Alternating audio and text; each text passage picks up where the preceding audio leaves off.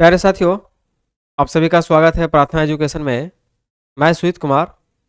आज हम लोग एएलपी सीबीटी 2 का जो सिलेबस पिछले क्लास में डिस्कशन किए थे, आज भी मैं फिर सिलेबस को ही रखूंगा आपके पास। और मैं बता रखा था कि सिलेबस बहुत लंबा है, उसको हम दो तीन टाइप में, दो तीन पार्ट में सिलेबस आपके सामने रखेंगे और उसके बाद हम क्लास को स्टार्ट करेंगे। तो पिछले 2-3 दिनों से डिस्टरबेंस बहुत हो गई थी, जिसकी वजह से क्लास आप लोगों का इरेगुलर हो गया है। और 10 तारीख से आपका क्लास स्टार्ट था 3:30 से, लेकिन वो डिले हो गया, जो आज से कंटिन्यू अब चलेगा। तो सिलेबस क्या था? पिछले क्लास में जो हम लोग सिलेबस देखे थे वो सिर्फ और सिर्फ बेसिक का था। और जो भी मैं सिलेबस की बात कर रहा हूँ, ये डीजीटी का जो सिलेबस है उसके अकॉर्डिंग बात कर रहा हूँ। किसी किसी बोर्ड में, किसी किसी कंपटीशन में, किसी किसी इलेक्ट्रिसिटी बोर्ड जिसको बोलते हो, उसमें थोड़ा थोड़ा चेंजिंग भी होता है सिलेबस में। कोई एक्स्ट्रा कुछ डाल देता है पढ़ने को, है ना। लेकिन 99.9% जो सिलेबस कवर है वो एनसीवीटी डीजीटी का जो है वही होता है। तो आज उसी में हम लोग बात करेंगे मशीन का। तो चलिए हम लोग स्टार्ट करते हैं कि मशीन में हमें क्या पढ़ना है। मैं पहले ही बताया था कि इलेक्ट्रिकल इंजीनियरिंग की ये छोटी दुनिया है और इस दुनिया में हमें इलेक्ट्रिकल का ही पेपर पढ़ना है, और इसको हम लोग इलेक्ट्रिकल ब्रांच को यहाँ पे इलेक्ट्रिशियन बोला जाता है। और आप एकदम मशीन से फैमिलियर रहेंगे, मतलब फ्रंट पे आप रहेंगे, मेंटेनेंस में, टेस्टिंग में, इन सारी चीज़ों में। ठीक है, तो बेसिक होता है, मशीन पढ़ना होता है, पावर सिस्टम पढ़ना होता है, इलेक्ट्रॉनिक्स पढ़ना होता है ना। इसी को हम लोग कैटेगराइज कर करके अलग अलग रखते हैं। तो आपके जो सिलेबस है उसमें फर्स्ट ईयर सेकंड ईयर लिखा हुआ होता है और उसमें कैटेगराइज नहीं रहता है, जिसके कारण से क्या होता है कि आपको समझ में थोड़ा सा परेशानी होता है, कैसे पढ़े क्या पढ़े, है ना। एक सिस्टमेटिक वे में एक चैनल नहीं बन पाता, जिसके कारण से थोड़ा सा समझने में कठिनाइयाँ आएगी आपके सामने, सब्जेक्ट में इंटरेस्ट नहीं आएगा। तो उन सारी चीज़ों को दूर कर करके कि एक सिस्टमेटिक कैसे चैनल वे में पढ़ाया जाए कंपटीशन में, खासकर एकेडमिक तो अलग बात है, कंपटीशन जो है दैट मीन्स जो भी टेक्निकल एग्ज़ाम है उसकी मैं बात कर रहा हूँ। तो उसमें किस प्रकार से सिलेबस को आपके सामने प्रस्तुत किया जाए कि वो सिलेबस समझ में आए, वह सब्जेक्ट समझ में आए, इलेक्ट्रिकल इंजीनियरिंग समझ में आए और आपको उसमें इंटरेस्ट आए, खुद से भी आप पढ़ने का अंदर से रुचि आए कि हाँ हम इसको पढ़ सकते हैं। मेरी बात समझ में आ रही है?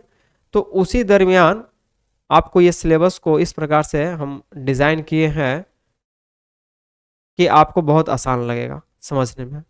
तो आइए हम लोग स्टार्ट करें और देखें कि क्या है। तो आपको मालूम है कि जो एएलपी चल रहा है, एग्ज़ाम आप लोगों का सीबीटी 2 होने वाला है, तो बस अंदर में जुनून ये रखना है, इस बार एएलपी कंप्लीट करना है और इसी वंदे भारत को ऑपरेट करना है। इसी जुनून के साथ हम लोग आगे चलेंगे और मैं देखना चाहूँगा मैक्सिमम स्टूडेंट क्वालिफाई करेंगे और एएलपी बन जाएंगे। आपको मालूम है इलेक्ट्रिशियन मैं पढ़ाता हूँ और अभी जो है बहुत सारे डिपार्टमेंट से आ चुका है, राजस्थान से भी आया है, एमपी का भी जो वैकेंसी चल रहा था उसका भी आ चुका है, आप लोगों के सामने, आप लोगों को न्यूज़ मालूम भी होगा। तो अब एक ऐसा स्ट्रेटजी बना करके पढ़ेंगे कि एक बार हमको एकदम फाउंडेशन टाइप पढ़ना है और सारे एग्जाम में हमको वो काम आ जाएगा। ऐसा कुछ नहीं कि सबका अलग अलग, मैथ रीजनिंग कहीं पूछ रहा है तो कहीं जीके जीएस पे पूछ रहा है, कहीं हिंदी इंग्लिश भी डाल दे रहा है, लेकिन जो टेक्निकल पेपर है वो फिक्स रह रहा है। कहीं 100 क्वेश्चन टेक्निकल पूछ रहा है तो कहीं 50 क्वेश्चन टेक्निकल पूछ रहा है, कहीं 75 पूछ रहा है, बस यही फर्क है। तो आपको मालूम है कि जो ये बैच आ चुका है ना, हम इसका अनाउंसमेंट भी कर रखे थे कि 10 तारीख से आप लोग का स्टार्ट होगा, लेकिन किसी कारण बस नहीं हुआ है, लेकिन आज से स्टार्ट हो चुका है। और ये सिलेबस जो है आप उसको देखिए और बारीकी से समझिए, नोट करिए। और जितना भी हम यहाँ पढ़ा रहे हैं सारे का नोट्स जो आपको मिलेगा टेलीग्राम चैनल पे मिलेगा, प्रार्थना एजुकेशन का टेलीग्राम चैनल होगा, वहाँ आप लोग ज्वाइन करेंगे, वहाँ बहुत सारी इन्फॉर्मेशन आपको और मिल जाएगा। ठीक है, तो आइए हम शुरू करते हैं, आज के सिलेबस को समझाने का प्रयास करेंगे। और हम लोग देख रहे हैं इलेक्ट्रिकल मशीन। क्या देखेंगे? Electrical machine. इलेक्ट्रिकल मशीन में इसको डिवाइड करेंगे हम लोग दो कैटेगरी में। एक को बोलेंगे स्टैटिक इलेक्ट्रिकल मशीन, यानी अस्थिर वैद्युतीय मशीन, और दूसरा को हम लोग देखेंगे rotating electrical machine. Rotating electrical machine कहने का मतलब हो गया कि जो घूलनशील होगा। घूलन मतलब पानी में घूलने वाला नहीं, मैंने घूरने वाला, घुमावदार, है ना, इसकी मैं बात कर रहा हूं। मेरे कहने का मतलब हो गया कि मशीन को हम लोग दो कैटेगरी में डिवाइड किए हैं अकॉर्डिंग टू रोटेशन, कि एक रोटेट करने वाला है, एक बगैर रोटेट करने वाला है। तो कौन सा मशीन जो है रोटेट करने वाला है, कौन सा मशीन रोटेट नहीं करने वाला है ना। इसी में हम लोग देखेंगे कि रोटेट करने वाला जो मशीन है आपके सामने, है ना, उसको दो कैटेगरी में हम लोग डिवाइड करेंगे। और जो स्टैटिक मशीन है उसको हम लोग एक ही देखते हैं, वह मशीन क्या है? ट्रांसफार्मर है। चीज़ों को समझना है, ट्रांसफार्मर। और जो रोटेटिंग मशीन है उसको दो कैटेगरी में हम लोग डिवाइड करेंगे, एक डीसी मशीन और दूसरा एसी मशीन। तो ये जो है मशीन का हम कंस्ट्रक्शन, मशीन का डिवीजन कर रखे हैं आपके सामने। इसको ध्यान से देखना है और चीज़ों को समझना है। मैं पुनः एक बार फिर बता देने का प्रयास करूंगा। आपके पास जो सिलेबस है आईटीआई में जो पढ़े हैं उस सिलेबस को, है ना, फर्स्ट ईयर और सेकंड ईयर करके कवर किया जाता है। उसमें मशीन फर्स्ट ईयर में भी कुछ पढ़ना होता है, कुछ सेकंड ईयर में भी पढ़ना होता है। तो कम्प्लीटली हम मशीन का नाम रखेंगे कि इलेक्ट्रिकल मशीन हमें पढ़ना है, विद्युतीय मशीन पढ़ना है। उस मशीन को दो कैटेगरी में डिवाइड किया जाएगा। एक स्टैटिक मशीन, दैट मीन्स स्थिर रहने वाला, जिसमें एक भी पार्ट घूमने वाला नहीं होगा, मूवेबल पार्ट नहीं होगा, वह मशीन ट्रांसफार्मर कहलाता है। जो कि आप आसपास में, मोहल्ला में, गांव में, घर में, कहीं भी अगल बगल देखते होंगे, ट्रांसफार्मर। इसका शुद्ध हिंदी बोलेंगे तो परिणामित्र होता है। तो आप लोग लैंग्वेज के फेर में ना रहेंगे कि सर ये होना चाहिए, ये होना चाहिए। दो चार क्लास में सारे फैमिलियर हो जाएंगे, वर्ड से कोई टेंशन नहीं लेना है आप लोगों को, ठीक है। और बाईलैंग्वेज में पढ़ाऊंगा, हिंदी इंग्लिश दोनों मिला के पढ़ाता हूँ, है ना। बोलता हूँ फुल्ली हिंदी, और जो टेक्निकल का जो लैंग्वेज है वो इंग्लिश भी होता है, और उसको हम हिंदी भी रूपांतरण करते रहेंगे। तो आप स्टैटिक स्टैटिक इलेक्ट्रिकल मशीन के बारे में समझ गए। स्थैतिक विद्युतीय मशीन यानी ट्रांसफार्मर, इसको हम लोग क्या बोलते हैं? स्टैटिक मशीन बोलते हैं। उसके बाद हम लोग आते हैं रोटेटिंग इलेक्ट्रिकल मशीन, यानी कि घूर्णनशील, जो घूमते हुए रहेगा, है ना, रोटेटिंग पार्ट रहेगा। उसमें हम लोग इसको दो कैटेगरी में डिवाइड करके रखे हैं, एक डीसी मशीन और दूसरा एसी मशीन। डीसी मशीन और एसी मशीन, बात समझ में आ रही है? आगे बढ़ते हैं हम लोग, आगे चलेंगे हम लोग। तो आगे हम लोग देखते हैं डीसी मशीन। अब डीसी मशीन को हम लोग डिवाइड करेंगे, क्या करेंगे? डिवाइड करेंगे, डीसी जनरेटर और डीसी मोटर। ध्यान से देखिएगा, अभी जो हम बात किए कि स्टैटिक और रोटेटिंग, तो सारा डिवीजन देख लिए। स्टैटिक में ट्रांसफार्मर और रोटेटिंग में एसी मशीन और डीसी मशीन। तो डीसी मशीन पे हम लोग डिस्कशन करते हैं पहले। तो डीसी मशीन को दो कैटेगरी में डिवाइड किए। जैसा ही हम बोलेंगे डीसी मशीन तो समझ जाना है आप लोगों को, मशीन कहने का मतलब कि उसमें जनरेटिंग एक्शन भी होगा और मोटरिंग एक्शन भी होगा। मतलब जनरेटर भी बना सकते हैं उसको, और हम लोग मोटर भी बना सकते हैं। किसको जनरेटर बोलेंगे, किसको मोटर बोलेंगे, आप लोगों को मालूम होगा कि इनपुट क्या दिया जाता है तो आउटपुट हमको क्या दे रहा है। वो यदि इनपुट हम लोग यांत्रिक दे रहे हैं यानी मैकेनिकल दे रहे हैं, और वो हमको आउटपुट के रूप में इलेक्ट्रिकल दे रहा है, तो हम लोग बोलते हैं कि वो जनरेटर है। मैकेनिकल बोलने का मतलब और यांत्रिक बोलने का मतलब क्या है? उसको घुमाना, मोशन देना। जनरेटर को हम लोग मोशन दे देते हैं, वो हमको इलेक्ट्रिकल दे देता है, नहीं, यानी जनरेटर हो गया। मोटर की बात करेंगे तो मोटर में आप जानते हैं कि उसमें इलेक्ट्रिकल सप्लाई देते हो और वो घूमने लगता है। घूमने का मतलब हो गया मैकेनिकल एनर्जी, दैट मीन्स यांत्रिक ऊर्जा। तो डीसी मशीन बोलेंगे, एसी मशीन बोलेंगे हम, तो आप लोगों को यही दिमाग में हिट होना चाहिए कि वहाँ पर मोटरिंग एक्शन भी कर सकते हैं उसको, जनरेटिंग एक्शन भी कर सकते हैं, यानी दोनों हो सकता है उस मशीन को। जब मशीन में हम अंदर पढ़ाना स्टार्ट करेंगे तो बताएंगे, अभी हम सिर्फ सिलेबस आपके सामने रख रहे हैं, अभी हम उसको इंट्रोड्यूस करेंगे पूरे मशीन को तो फिर लंबा हो जाएगा। तो डीसी मशीन को दो कैटेगरी में डिवाइड किया जाएगा, डीसी जनरेटर और डीसी मोटर। किन्हीं को प्रॉब्लम प्रॉब्लम नहीं होना चाहिए। और जनरेटर को हम लोग जनित्र भी बोलते हैं, क्या बोलते हैं, जनित्र भी बोलते हैं। तो डीसी मशीन का डिवीजन देख लिए, उसके बाद हम लोग आते हैं एसी मशीन पे। क्या आते हैं, एसी मशीन पे। अच्छा, डीसी बोलने का मतलब, एसी बोलने का मतलब आपके सेंस में ये आना चाहिए कि ये जो है डायरेक्ट करंट और ऑल्टरनेटिंग करंट के बारे में यहाँ बोला जा रहा है। आ रहा समझ में, बिल्कुल आप लोग समझ गए होंगे, आप लोग बहुत होशियार होंगे, है ना। तो आइए अब इसको जो हम लोग देखते हैं, इसको दो कैटेगरी में हम लोग डिवाइड करेंगे। पहला हो जाएगा इंडक्शन मशीन और दूसरा हो जाएगा सिंक्रोनस मशीन। याद रखेंगे, ट्रांसफार्मर भी है, उसको हम लोग एसी मशीन के कैटेगरी में ही रखेंगे, लेकिन वो स्टैटिक पार्ट वाला मशीन है। लेकिन यहाँ पर जो हम रख दिए हैं ये दोनों रोटेटिंग पार्ट वाला मशीन है। मेरी बात समझ आ रही है। ऐसा नहीं है कि ट्रांसफार्मर जो है बोलेंगे कि वो डीसी मशीन है, नहीं, ट्रांसफार्मर भी एसी मशीन का पार्ट है, याद रखना है। ट्रांसफार्मर भी आपका एसी मशीन का पार्ट है, लेकिन यहाँ पर हम लोग सिर्फ और सिर्फ घूमने वाले पार्ट को रख रहे हैं, ठीक है। तो आइए, तो हम लोग इसमें ये देखेंगे कि इंडक्शन मशीन और सिंक्रोनस मशीन। इंडक्शन मशीन में भी जैसे ही हम लोग इंडक्शन मशीन बोल दिए तो इसका मतलब है कि इंडक्शन मोटर भी होगा और इंडक्शन जनरेटर भी होगा, सिंक्रोनस मोटर भी होगा और सिंक्रोनस जनरेटर भी होगा। तो इसको हम लोग एकदम व्यवस्थित रूप में आपके सामने रखने का प्रयास किए हैं ताकि आप इन चीज़ों को समझ सके और मस्तिष्क में बैठा सकें। तो इंडक्शन मोटर हो गया और इंडक्शन जनरेटर हो गया। दूसरा सिंक्रोनस जनरेटर, और सिंक्रोनस को शॉर्ट फॉर्म में हम लोग SYN लिखेंगे, सिंक्रोनस जनरेटर। इसी का दूसरा नाम है अल्टरनेटर और सिंक्रोनस मोटर। बातें समझ में आ रही है। अब यहाँ पे जो है हिंदी रूपांतरण नहीं रखे हैं, स्पेस की कमी के कारण, आप समझ गए होंगे, है ना। यहाँ पर सारा लिखा चुका है इंडक्शन, तो यहाँ पर इंडक्शन, अब मोटर लिख सकते हैं, इंडक्शन जनित्र लिख सकते हैं, नहीं आ रहा समझ में। इंडक्शन बोलिए और इसका हिंदी जो होता है वो प्रेरण भी होता है, प्रेरण मोटर, प्रेरण जनित्र। तो जब हम स्टार्ट करेंगे सिलेबस पढ़ाएंगे तो वहाँ पर और हिंदी हम लोग रखेंगे, ठीक है। चीज़ों को समझना, ज़्यादा कुछ इसमें हार्ड नहीं है, ठीक है। ऐसा माइंड में एकदम नहीं बैठाना है मस्तिष्क में कि ये इंग्लिश है और ये हिंदी है।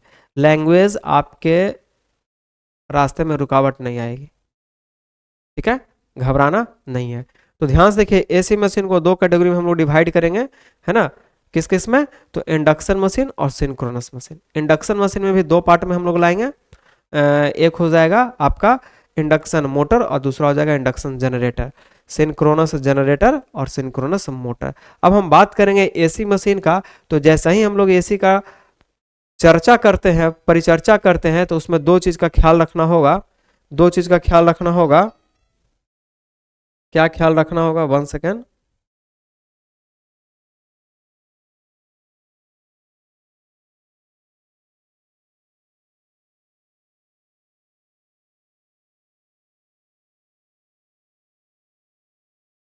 चलिए, सुन पा रहे होंगे, हाँ आइए, चलिए क्लियर है। हम जैसे ही एसी मशीन की बात करेंगे, चाहे वो इंडक्शन मोटर हो, चाहे सिंक्रोनस मोटर हो, चाहे इंडक्शन जनरेटर हो, चाहे सिंक्रोनस मोटर हो, तो इसमें एसी का चर्चा जैसे ही होने से यहाँ पे दो कंडीशन आता है, एक सिंगल फेज, एक 3 फेज। तो जब इंडक्शन मशीन हम लोग पढ़ेंगे, है ना, तो सिंगल फेज इंडक्शन मशीन और 3 फेज इंडक्शन मशीन पढ़ेंगे। आ रहा है समझ में। इंडक्शन मोटर की बात करेंगे तो 3 phase induction motor, single phase induction motor की बात करेंगे। ट्रांसफार्मर भी जो वहाँ देखें वो भी एसी मशीन है, तो वहाँ पर भी हम लोग सिंगल फेज ट्रांसफार्मर पढ़ेंगे और 3 फेज पढ़ेंगे। जब हम सब्जेक्ट स्टार्ट करेंगे तो उसमें और कुछ एक्स्ट्रा बताने का प्रयास करेंगे। तो आइए, जब हम लोग इस चार्ट को देखें तो हमें पता चल चुका है कि मशीन में हमें क्या क्या देखना है, ठीक है। अब आइए, अब उसके आगे हम लोग चलेंगे, अब 1 बाय 1 हम लोग देखेंगे। ये तो आपका ओवरऑल क्या हो गया, एक फ्लो चार्ट हो गया, है ना, एक सिस्टमेटिक ढंग हो गया कैसे हमें पढ़ना क्या क्या है, हमारे सिलेबस में क्या क्या है। अब हम आते हैं कि जो ट्रांसफार्मर है उसके अंतर्गत अब क्या क्या पढ़ना, कौन कौन सा टॉपिक आपको दिया गया है, ये यहाँ से बहुत महत्वपूर्ण होगा, ठीक है। तो बातों को समझिएगा और इंटरेस्ट यहाँ पर रखना है आप लोगों को। तो अब आइए हम बात करेंगे कि ट्रांसफार्मर में क्या क्या टॉपिक दिया गया है जो आपको पढ़ना है। तो ट्रांसफार्मर में आपके सामने ये टॉपिक है, वर्किंग प्रिंसिपल, किसका, तो ट्रांसफार्मर का, है ना। कंस्ट्रक्शन किसका, तो ट्रांसफार्मर का। ये सारा कुछ ट्रांसफार्मर के बारे में देखना है। वर्किंग प्रिंसिपल मतलब ट्रांसफार्मर का कार्य सिद्धांत, कैसे ये वर्क करता है, किस प्रिंसिपल पे वर्क करता है, कौन सा साइंटिस्ट बताया है, इन सारे चीजों को आपको जानकारी रखना होगा, जिसको हम लोग सीधा सीधे बोलते हैं कार्य सिद्धांत, या दैट मीन्स वर्किंग प्रिंसिपल क्या होगा। उसके बाद हम लोग आएंगे तो कंस्ट्रक्शन, यानी कि इसकी संरचना कैसी होगी, बनावट कैसा होगा। क्लासिफिकेशन ऑफ ट्रांसफार्मर, ट्रांसफार्मर का वर्गीकरण। सिंगल फेज देखो आ चुका है ना। सिंगल को यहाँ बोलते हैं एकल फेज, फेज भी बोल सकते हैं या कला बोलते हैं, कहीं कहीं बोलेगा एकल कला या सिंगल कला। हिंदी में दो नाम, फेज भी बोल सकते हो, कला भी बोलते हो, ठीक है। कहीं कहीं चरण भी आएगा, सिंगल चरण, है ना। फेज का मतलब चरण, तो याद रखना। तो यहाँ पे देखोगे सिंगल फेज पढ़ना है और थ्री फेज ट्रांसफार्मर पढ़ना है आपको, यानी एकल फेज और three phase transformer. Turn ratio, turn का अनुपात, और ईएमएफ इक्वेशन, ईएमएफ समीकरण। क्या इसका ईएमएफ इक्वेशन है, क्या टर्न रेशियो है, क्या सिंगल फेज ट्रांसफार्मर, क्या थ्री फेज है, इन सारे को हमको देखना है, चर्चा करना है। बातें समझ में आ रही है। तो ये आपका सिलेबस है किसका, ट्रांसफार्मर का। तो अभी इतना में ही खत्म नहीं हो गया, इसके अंदर और दिया गया है। आपके पास जो सिलेबस आएगा या आपके पास जो सिलेबस होगा तो देखिएगा सारा ये सब चर्चा किया हुआ है। तो इसमें होता क्या है कि लड़के लोग कंफ्यूज कर जाते हैं कि कैसे पढ़ें, सिस्टमेटिक क्या होगा, कौन सा पार्ट पहले पढ़ा जाए, उसके बाद क्या पढ़ें कि वो एक दूसरे का चैनल बन जाए और हमको सब्जेक्ट समझ में आ जाए। तीन सारी चीज़ों पे हम ध्यान रखेंगे और मैं बताऊंगा, आपको वैसे चलना होगा। तो आइए इसके आगे चलते हैं हम लोग। तो इसके आगे भी देख रहे हैं series and parallel operation of transformer, transformer का श्रृंखला और समानांतर संचालन, पैरेलल ऑपरेशन। अगला पॉइंट देखते हैं, तो उसमें देखना हमें वोल्टेज रेगुलेशन, यानी वोल्टेज का विनियमन, वोल्टेज का विनियमन, ठीक है, वोल्टेज रेगुलेशन। फिर इफिशियंसी देखना, यानी कि इसकी दक्षता क्या है, यानी क्षमता क्या है। ऑटो ट्रांसफार्मर देखना है, ऑटो ट्रांसफार्मर, ट्रांसफार्मर का ये भी एक पार्ट है। और इंस्ट्रूमेंट ट्रांसफार्मर, इंस्ट्रूमेंट ट्रांसफार्मर का कैटेगरी में दो आते हैं, एक सीटी एंड पीटी। सीटी बोलने का मतलब हो गया करंट ट्रांसफार्मर और पीटी बोलने का मतलब हो गया पोटेंशियल ट्रांसफार्मर, ठीक है। देख लीजिए यहाँ पर इसका हिंदी रूपांतरण है, आपको समझ में अच्छे ढंग से आएगा। ऑटो ट्रांसफार्मर बोल दो या फिर इंस्ट्रूमेंट ट्रांसफार्मर बोल दो। इंस्ट्रूमेंट ट्रांसफार्मर बोलेंगे तो उसमें दो पार्ट आएगा, एक सीटी आएगा, एक पीटी आएगा। बातें समझ में आ रही होगी, उम्मीद करते हैं क्या है ना, आपको समझ में आ रहा होगा। उसके बाद है टाइप ऑफ कूलिंग, है ना, शीतलन के प्रकार। ट्रांसफार्मर को जब चलाइएगा तो गर्म होता है, नहीं तो ठंडा करना पड़ता है हमको। तो जब ट्रांसफार्मर पढ़ेंगे तो उसके अंदर में सारे फंक्शन को देखेंगे। अभी सिर्फ टॉपिक देखना है कि टॉपिक में हमको कूलिंग, टाइप ऑफ कूलिंग भी पढ़ना है, प्रोटेक्टिव डिवाइस भी पढ़ना है। ट्रांसफार्मर को जो सुरक्षा देने वाला डिवाइस है उसीलिए उसको हम लोग बोलते हैं protective device. Bushing, termination, testing of transformer oil, यानी ट्रांसफार्मर में जो तेल डालिएगा उसका परीक्षण करना होगा। इन सारे टॉपिक्स को देखना है कहाँ, ट्रांसफार्मर में। बातें समझ में आ रही होगी। आइए आगे चले, आगे की बात करें हम लोग, आगे की बात करें तो material use for winding and winding wire in A small transformer. अच्छा, छोटे जो ट्रांसफार्मर है उसमें तार को लपेटने और लपेटने के लिए उपयोग की जाने वाली सामग्री, मैंने कौन सा मटेरियल यूज होगा वाइंडिंग के लिए और वाइंडिंग कैसे करेंगे, इन सारी चीजों को आपको देखना है। इसमें ट्रांसफार्मर में देखना है। Method of connecting three single phase transformer for a three phase operation, बोलता है कि तीन फेज संचालन के लिए, three phase operation, three phase संचालन के लिए तीन एकल फेज ट्रांसफार्मर को जोड़ने की विधि। तीन गो सिंगल फेज ट्रांसफार्मर आया और उसको जोड़िए और ऐसा जोड़िए कि हम लोग को थ्री फेज में उसको चलाना होगा, है ना। तो उसको हम लोग स्टार कनेक्शन या डेल्टा कनेक्शन कर करके चलाते हैं, दिखाते हैं। आया सुन में। तो ये जो सिलेबस है, ये जो सिलेबस है,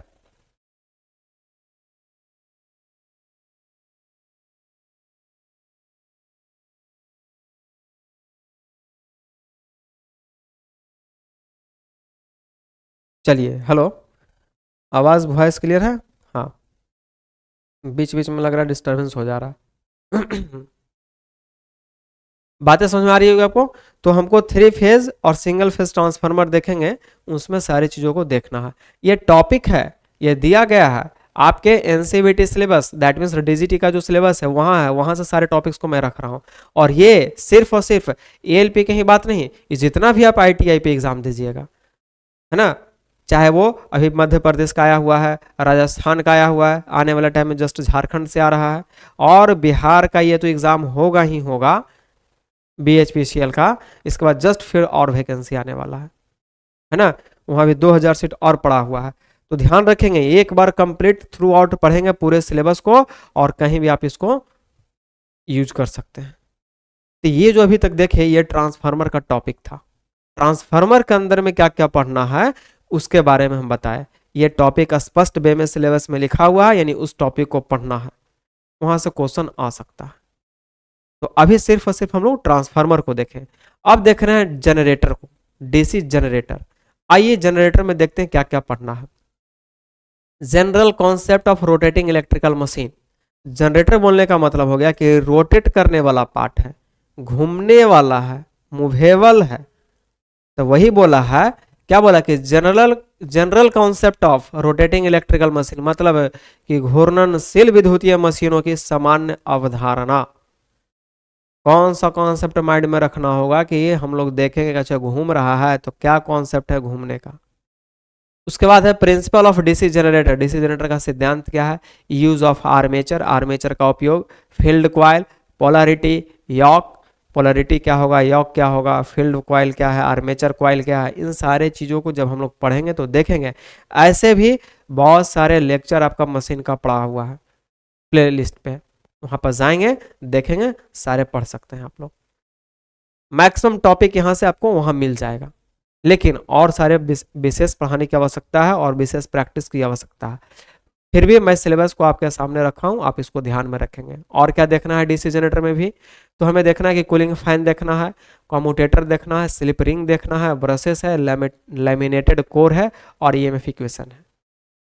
इसका हिंदी रूपांतरण यहाँ पर भी कम्यूटेटर, वहाँ पर भी बोलते हैं, यहाँ पर भी कम्यूटेटर बोलते हैं। कोई लैंग्वेज में फर्क नहीं आना चाहिए। कूलिंग फैन हो गया, स्लिप रिंग हो गया, ब्रश हो गया, लेमिनेटेड कोर हो गया, और ईएमएफ समीकरण हो गया। आया समझ में? तो ये था आपका जनरेटर का टॉपिक, डीसी जनरेटर का। कुछ और टॉपिक्स है उसमें। सेपरेटली एक्साइटेड, सेपरेटली का मतलब अलग अलग उत्तेजित। उसके बाद है सेल्फ एक्साइटेड, मतलब स्व उत्तेजित। Series, shunt, compound generator, armature reaction, commutator. यानी आर्मेचर का क्या प्रतिक्रिया है और कम्यूटेशन क्या है, सीरीज जनरेटर क्या है, शंट जनरेटर क्या है, कंपाउंड जनरेटर क्या है, इन सारे को हम लोगों को देखना है। ये टॉपिक स्पष्ट वे में लिखा गया है सिलेबस में, है ना, कि ये टॉपिक आपको पढ़ना है। आगे चलेंगे और देखेंगे तो देखते हैं कि इंटरपोल एंड, एकदम स्पष्ट वे में लिखा हुआ कि interpole and connection of interpole. Interpole का कनेक्शन क्या होगा? Parallel operation of DC generator. DC generator का समानांतर संचालन क्या होगा? Load characteristic of DC generator. DC generator का लोड का विशेषताएं क्या है? एप्लीकेशन, है ना, इसका अनुप्रयोग कहाँ पे करोगे? Losses, efficiency of DC generator. DC generator का क्या इफिशियंसी है, क्या दक्षता है, और रूटीन एंड मेंटेनेंस, उसकी नियमित रूप से देख रेख करना पड़ेगा, मेंटेनेंस करना पड़ेगा आपको एक टाइम पीरियड पे। आरएस में ये टॉपिक्स आपको डीसी जनरेटर का दिया गया है, एकदम पूरे का पूरे कंप्लीट दिया गया। अब हम बात करेंगे आगे डीसी मोटर का। तो हम जो डीसी जनरेटर पढ़ाए हैं, पावर होल्डिंग के ख्याल से हम बताए हैं, तो उसमें 2-3 टॉपिक आपको नहीं मिलेगा, क्योंकि पावर होल्डिंग का सिलेबस जो हम वहाँ पर पढ़ा रखे हैं तो उसमें बताया गया था कि सेकेंड ईयर का टॉपिक से हम लोग पूछेंगे। मैंने सेकेंड ईयर का सिलेबस वो बता रखा था। तो सेकेंड ईयर में डीसी जनरेटर, डीसी मोटर वगैरह नहीं था, फर्स्ट ईयर में था, इसीलिए हम वहाँ पर उसको स्किप किए थे। ठीक है, फिर भी कुछ ना कुछ बताए हैं, लेकिन उतना ही बताएं कि जहाँ से थोड़ा सा काम चल पाए। लेकिन वहाँ पर आपको आर्मेचर रिएक्शन नहीं मिलेगा, कम्यूटेशन वगैरह का कॉन्सेप्ट नहीं मिलेगा, है ना। तो उसके लिए आपको फिर अदर जगह देखना पड़ेगा। आइए डीसी मोटर। तो डीसी मोटर में हम लोग को क्या क्या देखना है भाई? तो डीसी मोटर में देखना है कि principle and type of DC motor. चलिए जनरेटर का देख चुके हैं, अब बता रहा है कि क्या इसका कार्य सिद्धांत है और कितना प्रकार का होता है वो बताना होगा। Relation between applied voltage and back EMF, यानी कि अप्लाइड वोल्टेज यानी कि लागू वोल्टेज जो है और बैक ईएमएफ के बीच का क्या संबंध है वो बतलाइए। अच्छा, आर्मेचर वोल्टेज क्या ड्रॉप है, speed and flux of DC motor और DC motor starter. DC motor को जब स्टार्ट करिएगा तो एक स्टार्टर की आवश्यकता पड़ती है, तो स्टार्टर के भी बारे में यहाँ पे चर्चा करना है, देखना है। ये सिलेबस आपको मोटर में देखना है। क्या देखना है? मोटर में देखना है। और क्या देखना है भाई? और बात करें हम लोग तो रिलेशन बिटवीन टॉर्क, टॉर्क के बीच में संबंध, डिफरेंट टाइप का टॉर्क हो सकता है, उसका संबंध देखना है। फ्लक्स एंड आर्मेचर करंट देखना है। Changing the direction of rotation देखना है कि रोटेशन की दिशा को कैसे बदल सकते हो, उसके बारे में चर्चा करना। कैरेक्टरिस्टिक, स्पष्ट लिखा है कि कैरेक्टरिस्टिक डीसी मोटर की विशेषताएं क्या है वो बताना होगा। Loss and efficiency of DC motor, क्या नुकसान है और क्या इसकी क्षमता है, क्या दक्षता है ना। और रूटीन एंड मेंटेनेंस, दिनचर्या और रख रखाव किसका, तो डीसी मोटर का। क्लियर। आगे चले हम लोग तो और बात करें, इसमें 2 पॉइंट्स और लिखे हैं। Method of speed control of DC motor. अच्छा, डीसी मोटर जब स्पीड पकड़ चुका है यानी कि चलने लगा है तो उसके स्पीड को कंट्रोल करना है। क्या करना, स्पीड को कंट्रोल करना। Lap and wave winding of and related term, बोलता है कि लैप वाइंडिंग और wave winding, that means DC machine का वाइंडिंग के बारे में बताया है कि लैप वाइंडिंग क्या होगा, वेव वाइंडिंग क्या होगा और कौन कौन सा टर्म उसमें रिलेटेड होंगे यानी कि संबंधित शब्द। आगे चलते हैं तो अब हम लोग बात करेंगे, ये डीसी मशीन के बारे में हम लोग पूर्णतः देख चुके हैं। अब हम लोग बात करेंगे इंडक्शन मशीन, और इंडक्शन मशीन में इंडक्शन मोटर का बात करेंगे और उसमें भी 3 फेज के बारे में बात करेंगे। तो जो सिलेबस दिया गया 3 फेज के बारे में दिया गया। 3 फेज इंडक्शन मोटर यानी कि 3 कला प्रेरण मोटर क्या है भाई इसके अंदर में, तो working principle of 3 phase induction motor यानी 3 फेज प्रेरण मोटर का कार्य सिद्धांत देखना है। यानी कि जो भी मशीन के बारे में चर्चा करना होगा उसका वर्किंग प्रिंसिपल आपको देखना होगा, समझना होगा, किस प्रिंसिपल पे वो वर्क कर रहा है, क्या उसका कंस्ट्रक्शन है, क्या उसका फंक्शन है, किस मटेरियल का बना है, यही सब कुछ देखना पड़ता है। दूसरा टॉपिक है squirrel cage induction motor, slip ring induction motor, construction, characteristic, slip and torque, स्पष्ट वे में लिखा गया है। 3 फेज इंडक्शन मोटर जो है उसके अंतर्गत ये सारे टॉपिक्स को पढ़ना है। और आपको यदि देखना हो डेमो टाइप का कि हम कैसे पढ़ा रहे हैं, आपको वहां समझ में आ रहा है या नहीं आ रहा है, तो इस चैनल के प्लेलिस्ट पे सारे लेक्चर पड़े हुए हैं 3 फेज इंडक्शन मोटर का, वहां से देखिए आपको बहुत सारे टॉपिक्स मिल जाएंगे, तो बहुत हेल्पफुल होगा आपको वो भी लेक्चर, वो भी वीडियो वहां पर देख सकते हैं। Different type of stator of 3 phase induction motor it's necessary, 3 phase प्रेरण मोटर के लिए स्टार्टर के विभिन्न प्रकार और इसकी आवश्यकता, क्यों स्टार्टर की आवश्यकता और कितना टाइप का है उसके बारे में देखना है। बेसिक कॉन्ट्रैक्ट सर्किट देखना है यानी कि बुनियादी संपर्क जो सर्किट है। पार्ट्स एंड देयर फंक्शन, उसका क्या पार्ट हो रहा है, क्या यूज हो रहा है, उसका क्या फंक्शन है। सिंगल फेजिंग प्रिवेंशन देखना है आपको। उसके बाद नो लोड टेस्ट देखना है, ब्लॉक रोटर टेस्ट देखना है of induction motor. Induction motor का मतलब नो लोड टेस्ट क्या होगा और ब्लॉक रोटर टेस्ट वो देखना होगा। फिर लॉस एंड एफिशिएंसी के बारे में भी चर्चा करना होगा। तो ये सारे आपको टॉपिक्स हैं 3 फेज इंडक्शन मोटर में। इसके आगे हम लोग बात करें तो various method of speed control. Speed control करने का बहुत तरीका होता है, क्या होता है, बहुत तरीका होता है। उसी में आपको देखना है कि गति नियंत्रण करने की विधियां क्या क्या है ना। Braking system of motor, motor का ब्रेकिंग प्रणाली क्या है। मेंटेनेंस एंड रिपेयर, रख रखाव और मरम्मत। कॉन्सेंट्रेटेड यानी कॉन्सेंट्रिक और distributed, single double layer winding and related term, यानी कि अब बाइंडिंग के बारे में भी यहाँ पर एकदम डिस्क्राइब कर दिया कि concentrated binding, distributed binding, single layer, double layer binding के बारे में देखना है और बाइंडिंग का टर्मोलॉजी देखना है। बातें समझ में आ रही है। एक एक चीज करके बहुत बिल्कुल बारीकी वे में लिखा है, उन सारे शब्दों के आपके सामने रखे हैं। अब हम लोग 3 फेज जब देख लिए तो अब हम बात कर देंगे सिंगल फेज का। सिंगल फेज एसी मोटर, आइए इसमें क्या देखना है, तो वर्किंग प्रिंसिपल इसमें भी देखना है। वर्किंग प्रिंसिपल देखना है, different method of starting and running of A various single phase AC motor, यानी विभिन्न प्रकार का जो एकल फेज एसी मोटर है उसका शुरुआत करने और चलाने के विभिन्न विधियां देखना है।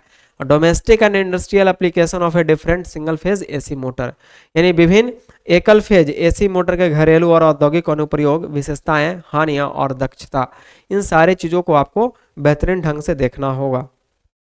कहने का मतलब हो गया कि ये जो सिलेबस है सिर्फ और सिर्फ एएलपी में नहीं, हम बता रहे हैं बार बार, बहुत ही इंपॉर्टेंट है। पूरे का पूरे जो आप आईटीआई में करते हो पढ़ते हो उसी का पूरा सिलेबस है। एक बार बढ़िया से पढ़ लो, कोई भी टेक्निकल एग्जाम दो, बनता रहेगा आपसे। आगे चलेंगे तो देखेंगे कि इसमें भी बोलता है कि कॉन्सेंट्रेटेड, डिस्ट्रीब्यूटेड और सिंगल लेयर और डबल लेयर वाइंडिंग और उसका रिलेटेड टर्म बताना होगा, है ना। Travel shooting of a single phase AC induction motor and universal motor. यानी कि सकेंद्रीय, कॉन्सेंट्रेटेड का मतलब सकेंद्रीय, डिस्ट्रीब्यूटेड का मतलब वितरण, है ना। तो सकेंद्रित, सकेंद्रित और वितरित, एकल, दोहरी, एकल मतलब सिंगल, डबल मतलब दोहरी, परत, वाइंडिंग और संबंधित उसका शब्दावली है जो भी देखना है ना। एकल फेज एसी मोटर और यूनिवर्सल मोटर का समस्या का निवारण करना है, ट्रबल जो हुआ है उसमें उसको सॉर्ट आउट करिए, है ना।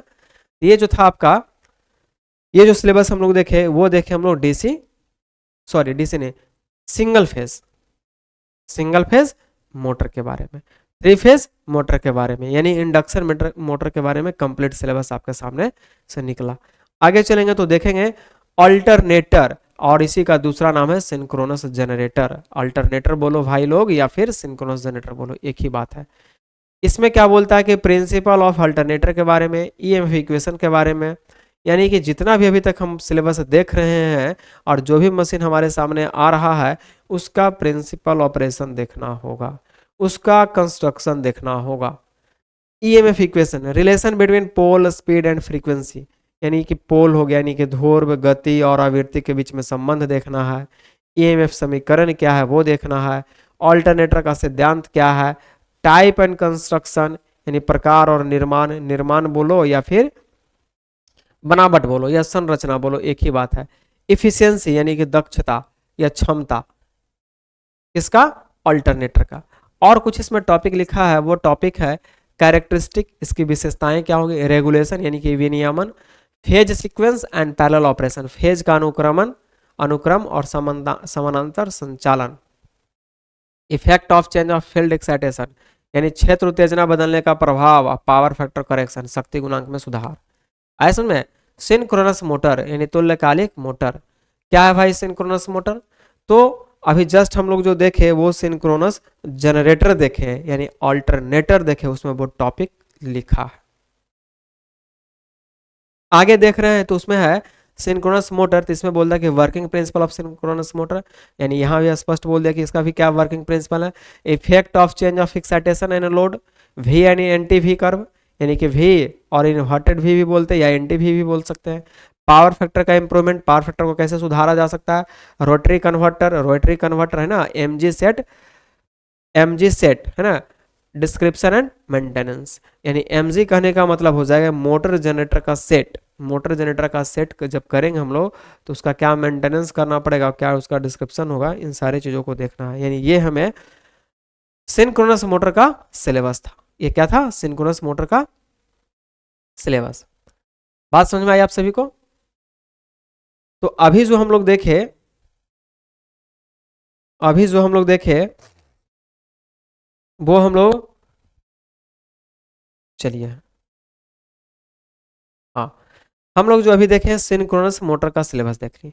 तो कंप्लीटली जो अभी हम लोग बात की, ये सारे के सारे मशीन का सिलेबस था कंप्लीट, जो आपके डीजीटी का जो साइट है वहां पे सारा दिया हुआ था। उसी से हम लोग ले करके अरेंज कर करके आपके सामने रखेंगे क्या क्या पढ़ना और किसको किस कैटेगरी में रखना है।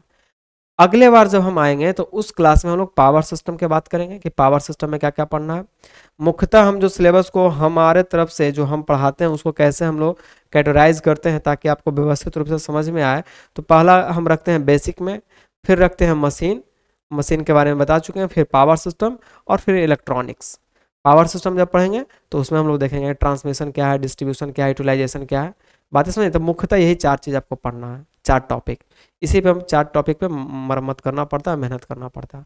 और उसके अंतर्गत में क्या क्या पढ़ना है जो सिलेबस देखेंगे वहाँ से हम उसको कैटेगराइज करके आपके सामने रखेंगे।